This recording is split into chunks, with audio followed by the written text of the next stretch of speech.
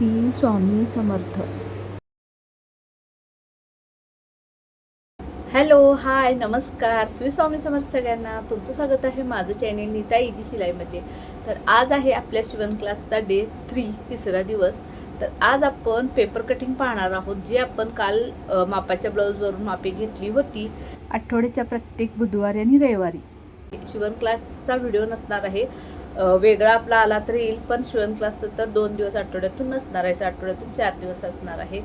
तर जो आपण शिवण क्लासच्या दुसऱ्या भागामध्ये ज्या मापाच्या ब्लाऊजची आपण मापे घेतली होती त्याचंच आता पेपर कटिंग आपण पाहणार आहोत. तो व्हिडिओ जर तुम्ही पाहिला नसाल तर नक्की जाऊन पहा. ह्याच्या आधीचाच व्हिडिओ आहे. तुम्हाला हवे असेल तर या व्हिडिओच्या खाली मी लिंकसुद्धा देणार आहे. आणखीन एक गोष्ट सांगायची म्हणजे आठवड्यातून एकदा म्हणजे प्रत्येक सोमवारी 11 ते 11:30 मध्ये आपलं लाईव्ह सेशन असणार आहे. म्हणजे जो आपण शिवण क्लास घेतलेला आहे त्या 8 दिवसामध्ये जे काही तुम्हाला शंका किंवा काय असेल, काही असू दे, तुम्हाला जर काही चूक बरोबर काही कळलं नाही कळलं किंवा काही शंका असतील तर तुम्ही मला दर सोमवारी त्या लाईव्ह सेशनमध्ये तुमचे सगळे प्रश्न विचारू शकता. मी तिथंच तुमचं सगळ्या शंकांचं निरासन करणार आहे. आणि जर काही वाटलंच त्याच्यावर व्हिडिओज बनवण्यासारखं असेल तर त्यावर आपण व्हिडिओ देखील बनवणार आहोत. तर आज आपण आता पेपर कटिंगला सुरुवात करणार आहोत.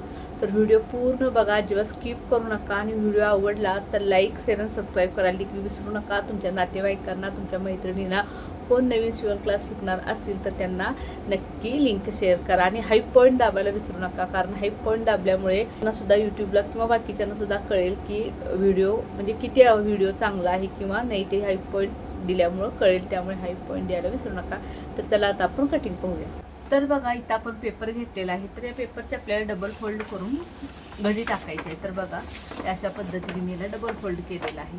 आणि आता ब्लाऊजची मापे तर तुम्हाला माहितीच आहे, तरी पण पुन्हा एकदा तुम्हाला दाखवते. कालच्या व्हिडिओमध्ये आपण सगळी ब्लाऊजची मापे ही घेतलेली आहे. तर ब्लाऊजची उंची 12 आहे, मागील गळा 9.5 आहे, पुढील गळा 5.5 आहे, छाती 34 इंच आहे, कटोरी 5.25 आहे, क्रॉसपट्टी 2.5 इंच आहे, बाही उंची 10 इंच आहे, दंडघेर 5 इंच आहे, कंबर 28 आहे आणि शोल्डर 5 घेतलेला आहे.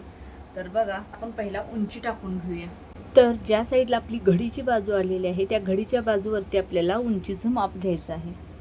तर ब्लाऊजची उंची आपल्या 12 आहे. तर इकडे बघा, मी 12 इंचावर पॉईंट देणार आहे. तर त्यामध्ये आपल्याला आणखीन 1 इंच वाढवायचं असतं. म्हणजे जितकी पण आपल्या ब्लाऊजची उंची असेल त्यामध्ये 1 इंच एक्स्ट्रा हे घ्यावंच लागतं. मग ते कोणतंही ब्लाऊज असो, साधा ब्लाऊज असो, कटोरी ब्लाऊज असो, प्रिन्सेस असो किंवा आणि कुठलंही असो, 1 इंच उंची ही वाढवावीच लागते. तर इथं बघा, मी 13 इंचावर असा पॉईंट दिलेला आहे. तर आपण 5 इंच शोल्डर घेतलेला आहे. तर कसं शोल्डर हे घेतलेलं आहे हे तुम्हाला कालच्या व्हिडिओमध्ये पाहायला मिळेल, तर तो व्हिडिओ तुम्ही नक्की पहा. तर इथं बघा, 5 इंचावर एक असा पॉईंट दिलेला आहे आणि ही लाईन अशी आखून घेतलेली आहे. तर या ब्लाऊजचा पाठीमागील गळा किती आहे बघा.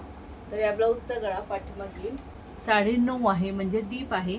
तर जेव्हा आपला पाठीमागील गळा ब्लाऊजचा 8च्या खाली असतो त्यावेळी आपण जितकं शोल्डर घेतले त्याच्यापेक्षा अर्धा इंच जास्त मुंडा घेतो. आणि जेव्हा ब्लाऊजचा पाठीमागील गळा हा 8च्या वरती असतो, 7 किंवा 6 ते किंवा 5 त्याच्यावर कितीही असेल, तेव्हा जितकं शोल्डर घेतलंय तितकंच आपण मुंडा घेतो. तर इथं ब्लाऊजचा गळा आपला 9.5 आहे, म्हणजे 8च्या खाली आहे.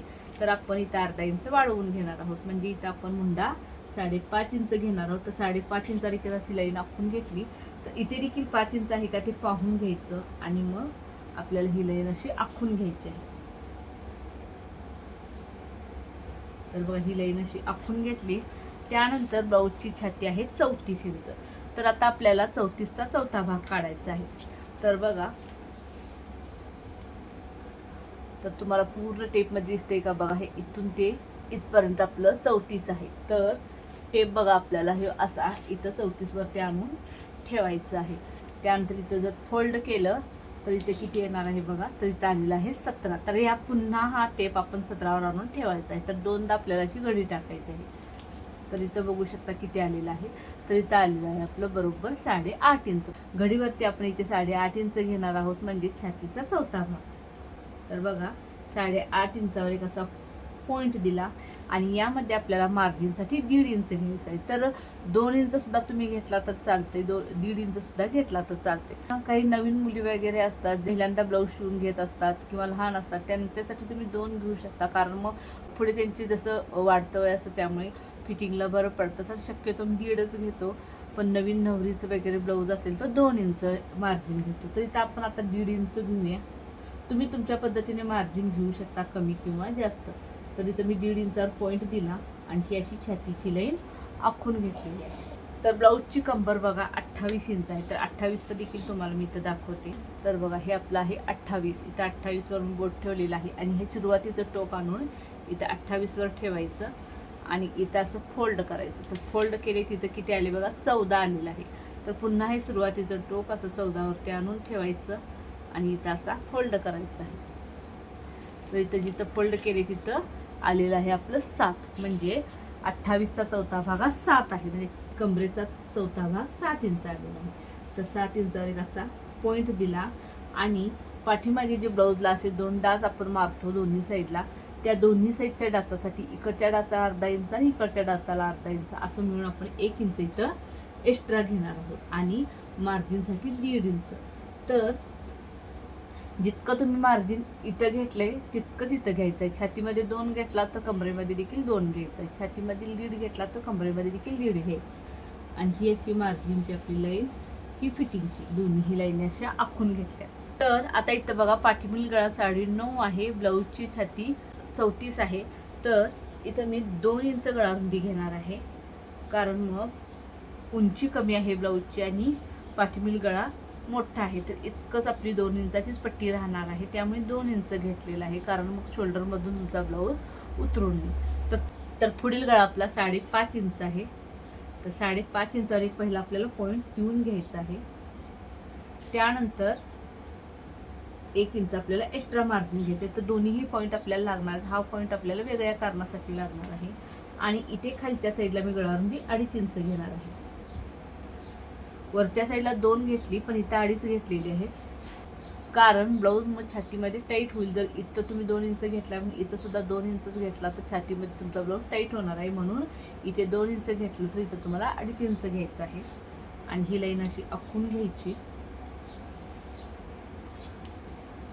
आणि इथे बघा आपल्याला असा गळ्याचा आकार काढून घ्यायचा आहे. तर गळ्याचा आकार काढून झाला. आता आपण इथं मुंडाखुलीचा आकार काढून घेऊया. तर इथे मी 1.25 इंचावर असा पॉईंट दिलेला आहे आणि टेप तसाच खाली ओढायचा आणि 1.25 इंचावर आणखीन एक पॉईंट द्यायचा, म्हणजे या दोन्ही पॉईंटच्या मध्ये अर्धा इंचाचं अंतर राहावं. आणि हा जो आपला असणार आहे तो पाठीमागील भागाचा मुंडा असणार आहे आणि हा खालचा जो मुंडा असणार आहे तो आपल्या पुढील भागाचा मुंडा असणार आहे. तर हे असं बघा मुंड्याचा आकार आपल्याला काढून घ्यायचा आहे अशा पद्धतीने. त्यानंतर जर तुम्हाला आकार काढणं व्यवस्थित जमत नसेल तर या दोन्हीचा असा सेंटर काढून घ्यायचा. सेंटरपासून आतल्या साईडला अशी 1.5 इंचावर एक अशी लाईन आखून घ्यायची आणि या लाईनीपासून बघा अशा पद्धतीने हा मुंड्याचा आकार काढून घ्यायचा. हे अगदी असं थोडंसं मी गळ्याकडच्या साईडला आतून घेतलेलं आहे. लाईन आपली इथं मध्ये राहिलेलं आहे, थोडंसं आतून घेतलेलं आहे. तर आता बघा आपल्याला क्रॉसपट्टी घ्यायची आहे. तर क्रॉसपट्टी आपण 2.5 इंच घेतली होती, तर 2.5 इंचच घ्यायचं. इथं काही आपल्याला वाढवून वगैरे घ्यायचं नाही.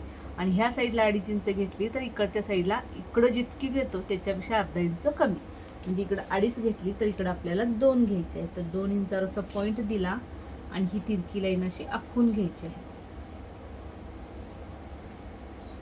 तिरकी लाईन आखून घेतली तर आता या तिरक्या लाईनीवरती आपल्याला कोटरीचं माप घ्यायचं आहे. तर कोटरीचं माप आपण ऑलरेडी ब्लाऊजवरूनच घेतलेलं आहे. तर कोटरी आपली आहे 5.25 इंच. तर इथं पण 5.25 इंचच घेऊया. तर इथं देखील आपल्याला काही वाढवून वगैरे घ्यायचं नाही, जसं आहे तसंच घ्यायचं आहे. तर इथं हा कोटरीचा पॉईंट दिलेला आहे आणि हा जो खालचा मुंडा आहे इथे टेप ठेवायचा आणि आतल्या साईडला 2.5 इंचावर एक पॉईंट घ्यायचा. तर बघा इथं टेप ठेवला आणि इथं 2.5 इंचावरती असा पॉईंट दिला.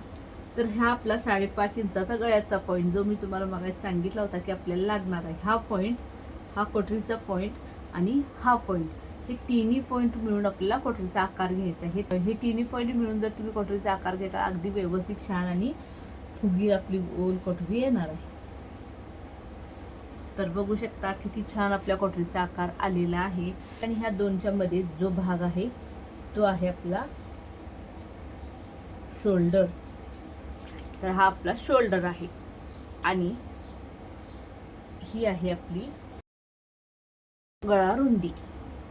तर इथून इथपर्यंत आपली गळा रुंदी आहे, इथून इथपर्यंत आपला हा शोल्डर आहे. शोल्डरचं पूर्णच आहे, पण हा आपला शोल्डर ब्लाऊज तयार झाल्यानंतर जो राहतो तो हा शोल्डर आहे. तर बघा इथून इथपर्यंत जे आहे तो आहे आपला मुंडा. तर हा आपला मुंडा आहे आणि हा जो आहे हा पाठीमागील मुंडा आणि हा आहे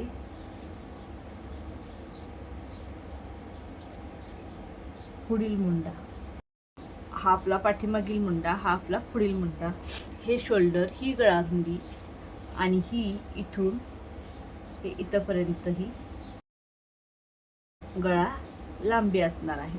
आणि ही जी गोल आहे ही आपली आहे कटोरी आणि इथून इथपर्यंत ही आपली आहे क्रॉस पट्टी. आणि हा जो भाग आहे हा आपला आहे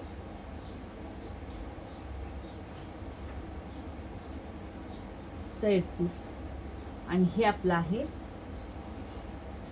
मार्जिन.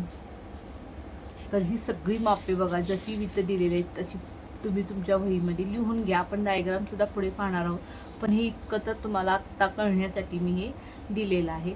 तर हे असं असं आपल्याला लिहून घ्यायचं आहे. आता आपण कट करून घेऊया. आता कट करायच्या आधी तुम्ही हे सगळं व्यवस्थित लिहून याचा फोटो काढून घ्या, कारण कट केल्यानंतर हे सगळं जाणार आहे. तर हे दोन्हीही भाग जो खालचा आणि वरचा हे दोन्हीही मिळून मी कट करणार आहे. कट करताना फक्त आपला हा जो पाठीमागील भागाचा मुंड्याचा आकार आहे इथून कट करायचा आहे. हा आता आपल्याला कट करायचा नाही.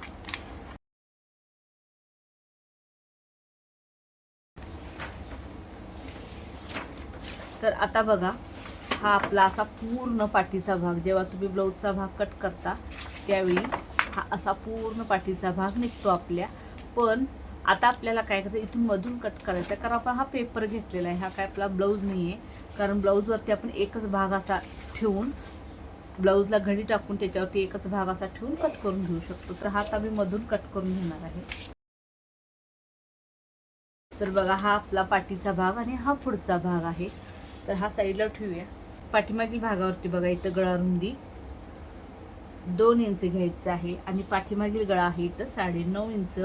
त्यामध्ये अर्धा इंच मार्जिनसाठी आपण मिसळून घेणार आहोत. तर आलं 10 इंच. आणि इथे बघा तर इथे मी 3 इंच घेतलेली आहे गळा रुंदी. तर इथं तुम्ही 3.5 4 कितीही घेऊ शकता, जसा तुम्हाला गळा पसरट हवा आहे. तर इथे उंची कमी आहे त्यामुळे मी 3 इंचच घेतलेली आहे, तर खूप गळा पसरट व्हायला नको म्हणून. तर इथे बघा असा गळ्याचा आकार आपल्याला काढून घ्यायचा आहे. तर हा आपला बघा पाठीमागील भाग तयार झालेला आहे. आपला पाठीमागील भाग आहे. फक्त इथं आपल्याला डाच द्यायचं, ते देखील तुम्हाला हातासाठी दाखवून घेते कशा पद्धतीने डाच घ्यायचं. तर इकडं आपण 1.5 इंच हे असं मार्जिन सोडलं होतं आणि त्या मार्जिन नंतर 1 इंच आपण डाचासाठी घेतलं होतं. तर हे मार्जिन जिथं आहे तिथे आपल्याला असा टेप ठेवायचा आहे आणि टेप असा फोल्ड करायचा आणि फोल्ड केल्यानंतर जी फोल्डिंगची बाजू कुठं येते तिथं आपल्याला असं पॉईंट द्यायचं. तर इथं पॉईंट दिला आणि इथे आपल्याला बघा 3.5 इंचाचा डाच घ्यायचा आहे. तर मी इथं थोडासा कमी डाच घेतलेला आहे आणि ह्या साईडला पाव इंच, ह्या साईडला पाव इंच, म्हणजे हे एकूण आपला अर्धा इंचाचा डाच येणार आहे. आणि आपली जी गळे असते त्याच्या अगदी बरोबर हा आपण डाच घेतलेला आहे. जर तुमचा गळा थोडा वर असेल, उंची जास्त असेल, तर तुमचा डाच हा 4 इंच 5 इंच यायला हवा, कारण डाच खूप कमी घेतला तर इथं पाठीमागे देखील आपल्याला चुन्या वगैरे येऊ शकतात. ते पुढे येणारच आहे. आणि हे जे आपण पेपर पॅटर्न कट करत आहोत ते ब्लाऊज पिसावर ठेवून देखील कसं कट करायचं हे देखील तुम्हाला पुढे समजणार, त्यामुळे टेन्शन घेऊ नका. हे अर्धाच भाग काढलेला आहे म्हणून. तर आता बघा हा पुढील भाग घेऊया आपण आणि आता आपण हा कट करणार आहोत. तर पहिला करूया इथून अशी सरळ क्रॉस पट्टी. तर या क्रॉस लाईनवरती अशी कट करून घेऊया. तर बघा ही क्रॉस पट्टी कट केली, त्यानंतर गळा कट करूया. गळा कट केल्यानंतर बघा पटरी कट करून घेऊया. कटोरी झाली. तर आता राहिला साईड पीस. तर साईड पीसचा आता आपण फक्त हा मुंडा कट केला होता, पण आता ह्या पुढच्या भागासाठी या साईड पीसला आपल्याला हा मुंडा देखील कट करून घ्यायचा आहे. तर बरोबर जसं आपण आखून घेतलेला आहे तसा कट करून घ्यायचा आहे. तर बघा कट केला. आता साईड पीस इथं खालच्या साईडला एक फक्त पाव इंचावरून असं तिरकं, इकडं नाही, फक्त असं तिरकं कट करून घ्यायचं आहे. तर हे झालं. आणि हा पाठीचा भाग देखील जसं आपण साईड पीस केला तसं इथं पाव इंचा पॉईंट द्यायचा आणि इथून ह्या डाचापर्यंत असं तिरकं कट करून घ्यायचं. तर ह्याच्यामुळं काय होतं, आपल्या जे मार्जिन असतं ते आपण ब्लाऊज वेअर केल्यानंतर दोन्ही साईडला बाहेर येतं, ते येत नाही. तर हा पाठीचा भाग आणि हे साईड पीस आपण बाजूला ठेवून घेऊया, कारण आता आपल्याला कटोरी वाढवून घ्यायची आहे. तर पहिला आपण बाहीचं कटिंग करून घेऊया. तर बघा आपल्याला अशा पद्धतीने पेपर फोल्ड करून घ्यायचा आहे. पेपर फोल्ड केल्यानंतर यावरती आपण बाही उंची टाकणार आहोत. तर बाही उंची आपली 10 आहे. त्यामध्ये मार्जिनसाठी 1.25 इंच घेतला, तर 11.25 इंचा पॉईंट दिला. तर इकडं देखील आपण 11.25 इंचा आणखी एक पॉईंट देऊन घेऊया आणि ही लाईन अशी पूर्ण आखून घ्यायची आहे. लाईन आखून घेतली. ह्या लाईनीवरती 2 इंचावरती असा पॉईंट द्यायचा. त्यानंतर बघा 8 इंच आपली बाही रुंदी आहे, तर इथे अशी लाईन आखून घेऊ शकता. आणि जेव्हा 3/4 बाही असते 8च्या, तेव्हा आपल्याला 8च्या बघा खाली बाही असते 9, 10, 11, 12, तेव्हा आपल्याला मुंडा खोली आपल्याला 3.5 इंच घ्यायची असते. तर 3.5 इंचावर पॉईंट दिला. इथून इथपर्यंत अशी तिरकी लाईन आखून घेतली आणि ह्या बाही रुंदीच्या पुढे आपल्याला 2 इंचावर पॉईंट द्यायचा आहे. आपण 1.5 इंच घेतलेलं आहे छातीचं कमरेचं, पण इथं 2 इंचावर द्यायचं आहे. त्यानंतर बघा दंडघेर आपला आहे 5 इंच, तर इथं 5 इंचावर पॉईंट दिला आणि इथे देखील 2 इंचावर मार्जिन घेतलेलं आहे. तर आता बघा ही लाईन अशी आखून घेऊया आणि इथे बघा थोडंसं ओलसर करायचं आणि इथे देखील थोडंसं ओलसर करायचं. जर झाला आपला बाहीचा आकार. त्यानंतर इथून जो आपला इथं सेंटर पॉईंट आलेला आहे मुंडा खोलीचा आणि बाही रुंदीचा, तिथून या 2 इंचापर्यंत असा टेप ठेवायचा आहे आणि असा टेप फोल्ड करायचा आणि जिथे फोल्डिंग येतं तिथून खाली अर्धा इंच असा पॉईंट द्यायचा आणि इथे बघा आपल्याला असा पुढील भागाचा आकार काढून घ्यायचा आहे. तर हा झाला बाहीचा पुढील भागाचा आकार. तर आता बाही कट करून घेऊया. तर इथे कात्रीने कट मारून घेतलेला आहे आणि हा आपला पुढील भागाचा आकार कट करूया आणि इथे देखील कात्रीने असा कट मारून घ्यायचा आहे. तर ही झाली आपली बाही. आता आपली राहिलेली आहे ते कटोरी वाढवायची. तर आता हा कटोरीचा आपण भाग घेऊया आणि कटोरी अशी आपण ठेवून घ्यायची आहे आणि याच्या भोवत्यानं आपल्याला आखून घ्यायचं. मी उलटी कटोरी ठेवून घेते म्हणजे मला आखायला सोपं पडेल. तर आता ही कटोरी आपल्याला वाढवून घ्यायची आहे. तर बघा इकडं 1.25 इंचावर पॉईंट दिला, ही लाईन आखून घेतली. या साईडला देखील 1.25 इंचावर पॉईंट दिला, ही लाईन आखून घेतली. त्यानंतर इथून इथपर्यंत किती अंतर येतं ते पाहायचं आहे. त्या टेप फोल्ड करायचं आहे आणि त्याचा दोन्हीचा आपल्याला मध्य म्हणजे सेंटर काढायचं आहे आणि सेंटरपासून खाली इथं आपल्याला 1.5 इंचावर पॉईंट द्यायचा. तर इथं बघा 1.5 इंचावर पॉईंट दिला आणि इथून ही अशी तिरकी लाईन आखून घ्यायची आहे आणि इथे जो हा गोलाकार आकार आहे कटोरीचा तिथं अर्धा इंचावर असा पॉईंट द्यायचा आणि इथं बघा आपल्याला त्या 1.25 इंचापर्यंत कटोरीशी जोडायची आहे आणि इथून इकडं पाव इंचावर पॉईंट द्यायचा आणि ही तिरकी लाईन अशी जोडून घ्यायची आहे. आणि इथला मधला डाच कसा द्यायचा बघा, तर ते आपण ब्लाऊजवरूनच देणार आहोत, पण तुमच्या लक्षात येण्यासाठी मी ते सांगते. मी काय असा डाच देत नाही.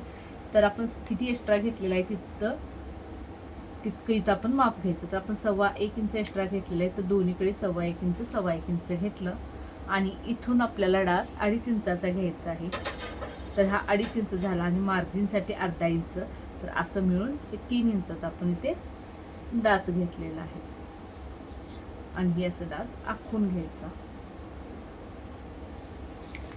तर बघा आपली कटोरी देखील वाढवून झालेली आहे. तर आता आपण कटोरी कट करून घेऊया.